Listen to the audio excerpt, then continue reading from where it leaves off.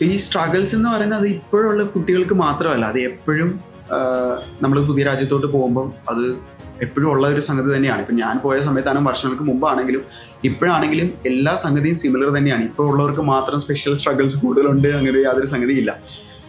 പക്ഷെ ഞാൻ നേരത്തെ പറയുന്ന പോലെ ഇത് നമ്മൾ എത്രത്തോളം നമ്മൾ ഫേസ് ചെയ്യാൻ റെഡി ആവുന്നു എന്നത് പോലെയാണ്. നമ്മുടെ മൈൻഡ് നമ്മൾ റെഡി ആക്കുക.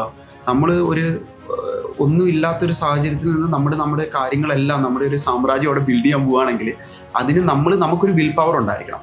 നമുക്ക് വർക്ക് ചെയ്യാൻ മൈൻഡുണ്ട്, കഷ്ടപ്പെടാൻ മനസ്സുണ്ടെന്നുണ്ടെങ്കിൽ തീർച്ചയായിട്ടും ജർമ്മനി ഏറ്റവും ബെസ്റ്റ് കൺട്രിയാണ്. And Germany will provide all of you. അതിന് യാതൊരു സംശയമില്ല. കാരണം എൻ്റെ പേഴ്സണൽ എക്സ്പീരിയൻസ് ആണെങ്കിൽ ഞാൻ ഈ പറയുന്ന പോലെ കഴിഞ്ഞ 8-9 വർഷം മുമ്പ് ജർമ്മനിക്ക് പോയ സമയത്ത് ഇനിഷ്യലി ഉള്ള എല്ലാ പ്രയാസങ്ങളിലും കഷ്ടപ്പാടുകളിലും പാർട്ട് ടൈമിൻ്റെ കാര്യത്തിലാണെങ്കിൽ എല്ലാം ഉണ്ട്. ഞാൻ അവിടെ ചെയ്യാത്ത ആക്ച്വലി ജോലികളില്ല. എല്ലാ തരം പാർട്ട് ടൈം ജോലികളും ഞാനും ചെയ്ത് ആ കഷ്ടപ്പാടിലൂടെ എല്ലാമാണ് ഞാനും മുമ്പോട്ട് വന്നത്. അപ്പം ഈ പറയും പോലെ സ്ട്രഗിൾസ് ഇല്ലാണ്ട് നമുക്ക് എങ്ങും എത്തിപ്പെടാനായിട്ട് പറ്റത്തില്ല. അതാണ് ഇതിൻ്റെ സത്യം.